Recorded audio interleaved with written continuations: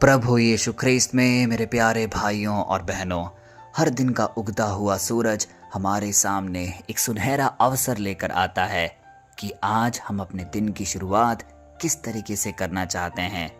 सुबह उठकर सिर्फ न्यूज़पेपर, सोशल मीडिया या मोबाइल के साथ, या कुछ पल शांत रहकर परमेश्वर के वचनों को सुनकर, क्योंकि जब जब हम इस जीवंत वचन पर अध्ययन करते हैं, परमेश्वर साक्षात हमारे दिल को छूता है और हमारा जीवन बदल जाता है।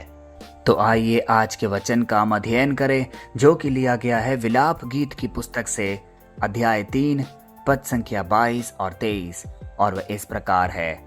हम मिट नहीं गए, यह यहोवा की महाकरुणा का फल है, क्योंकि उसकी दया अमर है।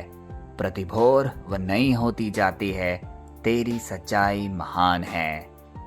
प्यारे भाई और बहनों, एक सुंदर कविता के समान यह आयत हमारे हृदय को आज छू रही है।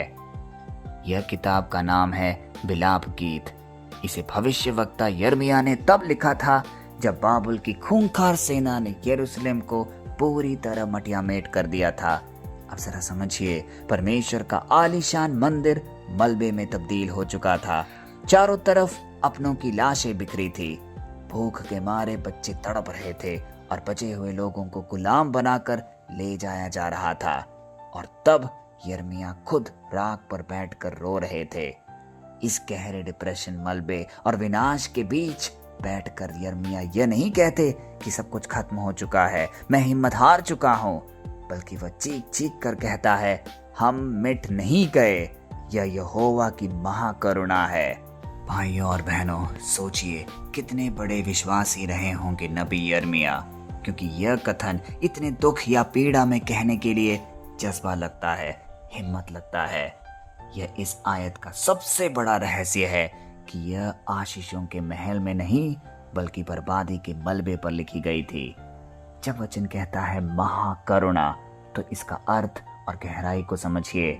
परमेश्वर का वो अटूट वाचा आधारित प्रेम जो इंसानी वफादारी पर निर्भर नहीं करता। यह शब्द का गहरा रहस्य यह है कि भले ही इजरायलियों ने पाप किया और वे वफादार नहीं रहे, फिर भी परमेश्वर अपनी वाचा के कारण उनसे प्रेम करता रहा, उन्हें कभी नहीं छोड़ा। यिर्मयाह को समझ आ गया था कि अगर परमेश्वर हमारे कामों के अनुसार न्याय करता तो हमारा अस्तित्व ही मिट जाता। इसीलिए आज के इस हालात में, अपने इस परिदृश्य में यह वचन बहुत मायने रखता है, क्योंकि हम भी तो कहीं ना कहीं इन्हीं भावनाओं में उलझे हुए हैं। आसपास जरा नजरें दौड़ाइए, जंग चल रहा है, लोग एक दूसरे को मार रहे हैं, विनाशकारी ताकतें पुरजोर तरीके से प्रभावित कर रही है। लेकिन यदि इन सब के बीच भी हम दृढ़ और निश्चयी बने हुए हैं, तो वह सिर्फ और सिर्फ अपने परमेश्वर की महाकरुणा के कारण। इसीलिए एक दिन भी उसके वचन का अध्ययन करे बिना हमें नहीं सोना है। हमारा मार्ग, हमारा जीवन, सब कुछ उसी पे आधारित रखना है, क्योंकि वचन जब कहता है प्रति भोर उसकी करुणा नई होती रहती है, इसका मतलब प्राचीन यहूदी समय में भोर का मतलब सिर्फ सूरज का उगना भर नहीं था। इसका अर्थ था न्याय की रात का खत्म होना, बहाली के एक नए युग की शुरुआत होना। इसीलिए यिर्मयाह यहाँ प्रकट कर रहे हैं कि परमेश्वर का अनुग्रह कोई बासी चीज नहीं है, कोई पुरानी चीज नहीं है, वह हर एक सुबह नई होती जाती है। जैसे ही आप सुबह अपनी आंखें खोलते हैं, आपकी पिछली गलतियां और नाकामियों के बावजूद परमेश्वर आपके लिए नई दया का एक बिल्कुल नया संसाधन पैदा करता है। एक तरीके से हमारे जीवन की किताब का एक नया पन्ना वो हमारे लिए लिखता है। इसीलिए मेरे प्यारे भाई और बहनों, हमें कभी निराश नहीं होना है, क्योंकि आज हम में से कई लोग अपने आज की परिस्थिति को लेकर डिप्रेशन में हैं। कितने लोगों के घरों में आर्थिक संकट के माहौल है, घर में बीमारियां हैं, कलेश है। यदि इन सब के बीच हम अगर अपना हिम्मत हार जाएंगे, अपने आप को नीचा देखेंगे, तो कभी हम उन्नति की ओर नहीं जाएंगे। हमें हमेशा दृढ़ निश्चयी होना पड़ेगा, क्योंकि जो परमेश्वर जिसने हमारी सृष्टि की है, वह हमारे लिए एक नई महाकरुणा के साथ हर सुबह तैयार रहता है। तो आइए इस जीवंत वादे पर, इस वाचा रहित परमेश्वर की कृपा पर पूर्ण विश्वास करें और एक शक्तिशाली प्रार्थना अपने हृदय से पिता परमेश्वर को समर्पित करें। हे सर्वशक्तिमान, दयालु और मलबे में से नई सृष्टि उत्पन्न करने वाले जीवित पिता यहोवा, आज हम तेरे इस मरहम लगाने वाले और सामर्थ्य वचन के सामने अपने मनों को दीन करते हैं। हे प्रभु, आज इस सभा में जितने भी लोग उपस्थित हैं, ऑनलाइन के जरिए या वीडियो शेयर करने के जरिए, यदि उनके जीवन में किसी भी प्रकार का अंधकार है, किसी असफलताओं से वो पीड़ित हैं, चाहे वो कर्ज हो, बीमारी हो या टूटापन हो, आज तेरी करुणा उन सब के हृदय को छू ले, जिससे वे चंगे हो जाएं, हालात बदल जाएं। हे पिता, आज हमारे दिलों में से हर उस ख्यालात को उखाड़ फेंक जो हमें नीचा दिखाती है, जो हमें तुच्छ महसूस कराती है। हमें याद दिला कि तेरी महाकरुणा हमें आज भी थामे रखी है। हम तेरे वचन पर पूर्ण विश्वास करते हैं। हमारे आत्मिक, मानसिक और भौतिक कमी को अपनी महिमा से पूरा कर। हमें यह विश्वास दे कि हमारी राह चाहे कितनी भी कठिन हो, तू हमारे साथ खड़ा है।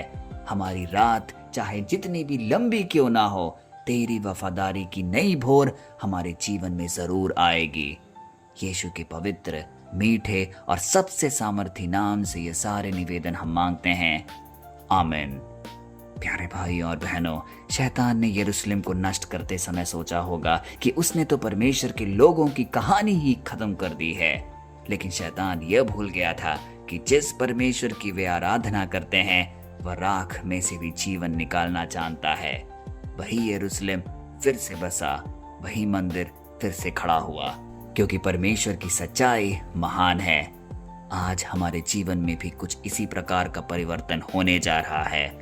आज हम जिस स्थिति में अपने आप को देखते हैं, चाहे हम खत्म होने के कगार पे ही क्यों ना हो, हमारी बीमारियों ने हमें क्यों ना मजबूत तरीके से जकड़ रखा हो, लेकिन परमेश्वर के लिए कुछ भी असाध्य नहीं है। वह हर परिस्थिति पर हमारे साथ खड़ा है और आज के हालात को पूरी तरीके से वह अपने काबू में रखा है। बदलाव जरूर आएगा, चीजें जरूर बदलेंगी। सिर्फ अपना विश्वास पूर्ण रूप से अपने सृष्टिकर्ता, अपने प्यारे पिता परमेश्वर पर बनाए रखिए।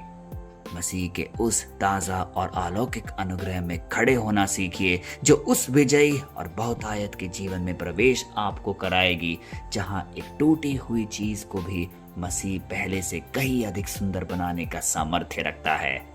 सिर्फ विश्वास कीजिए और आगे बढ़ते रहिए। परमेश्वर का महासामर्थ्य अनुग्रह, उसकी महाकरुणा और पवित्र आत्मा की ताजा भोर आपके जीवनों में सदा बनी रहे। जय मसीह की। कल फिर हम मिलते हैं। तब तक के लिए पिता परमेश्वर की असीम करुणा, कृपा और दया में आपको, आपके परिवारजन को, आपके हर एक निवेदन को हम प्रस्तुत करते हैं, पिता, पुत्र और पवित्र आत्मा के नाम पर, आमीन।